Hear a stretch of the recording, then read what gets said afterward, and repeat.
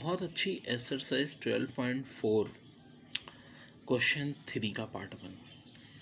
Ten inverse 12/5 बराबर है cot inverse 5/12 के। देखो पहला स्टेप लिखो, टेकिंग लेफ्ट हैंड साइड लिख दी और इस लेफ्ट हैंड साइड को x के बराबर ले लो।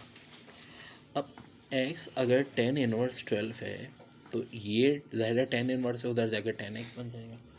10x 12/5 हो गया तो कॉट एक्स होता है हमें पता है 1/10x। मैं ये क्यों कर रहा हूँ यार, मुझे तो कॉड में चाहिए ना।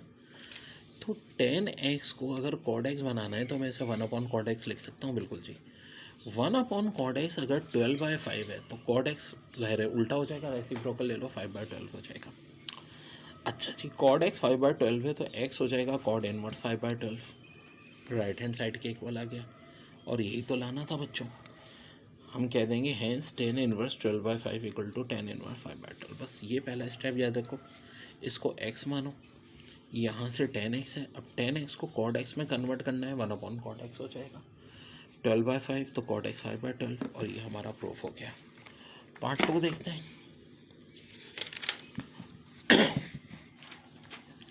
Ten inverse √3 equal to sine inverse √3/2 के है।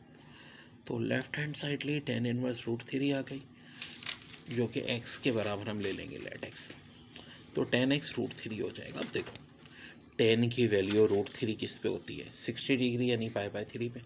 मैं कह सकता हूँ 10 π/3 √3 के बराबर है, या फिर 10 इनवर्स √3 π/3 के बराबर है। मैं ऐसा क्यों कर रहा हूँ, देखो ये सवाल इतना आसान नहीं है।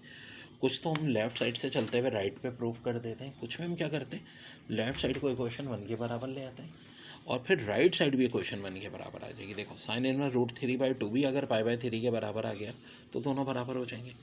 अब राइट हैंड साइड देखो क्या है, साइन इनवर्स √3/2, तो साइन वाई हो जाएगा √3/2। साइन की वैल्यू √3/2 कब होती है, π/3 यानी 60 डिग्री पे होती है।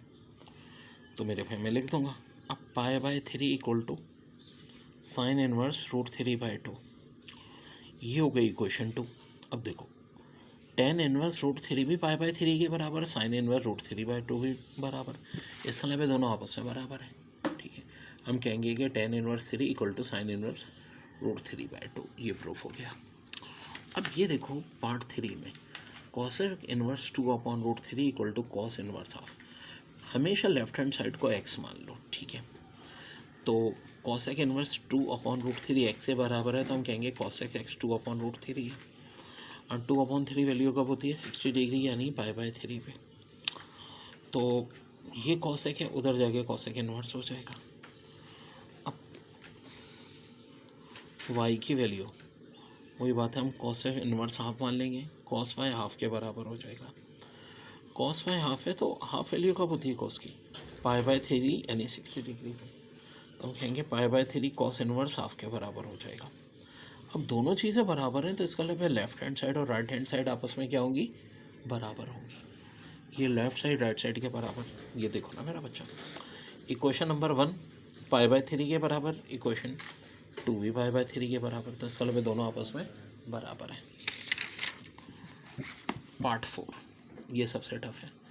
कॉस इनवर्स को 4/9 को साबित करना है कॉड इनवर्स 4/65 पे।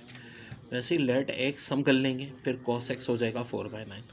अब प्रॉब्लम ये है कि कॉड एक्स होता क्या है, ये तो भाई cos x upon sine x होता है, तो कॉस एक्स की वैल्यू तो हम पुट कर सकते हैं, साइन एक्स कहाँ से लाएंगे। तो देखो ट्रिग्नोमेट्री का फार्मूला है sine square 1 - cos square theta के बराबर होता है, तो खाली साइन थीटा √1 - कॉस थीटा के बराबर हो जाएगा। अब इस वैल्यू को ना हम यहाँ पुट कर देंगे, ऊपर कॉस एक्स नीचे 1 - कॉस स्क्वायर एक्स।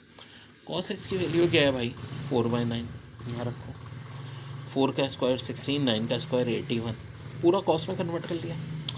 ये 81 1 से मल्टीप्लाई हुआ -16, ठीक है, अपॉन 81।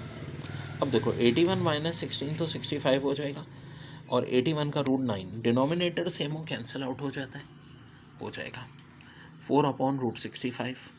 4/√65 तो कॉड एक्स की वैल्यू आई है, तो एक्स क्या हो जाएगा cot inverse 4/√65। Left hand side right hand side बराबर हो गई, यही लेकर आना था।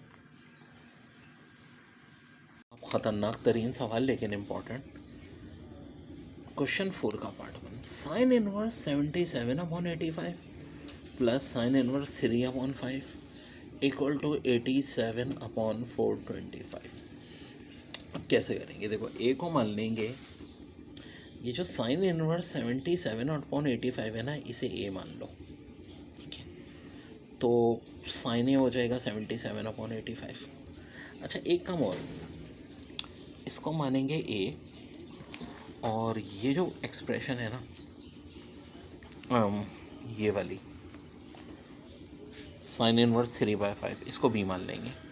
इसका मतलब है लेफ़्ट पे ए प्लस बी है, और फिर हम एक नया वेरिएबल ले लेंगे z, जो कि a प्लस बी के बराबर होगा, ठीक है।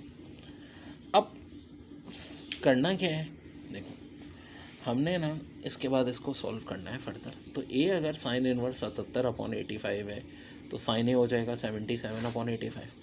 हमें पता है कि साइन स्क्वायर है प्लस कॉस स्क्वायर 1 के बराबर होता है, तो कॉस स्क्वायर है 1 माइनस साइन स्क्वायर है हो जाएगा।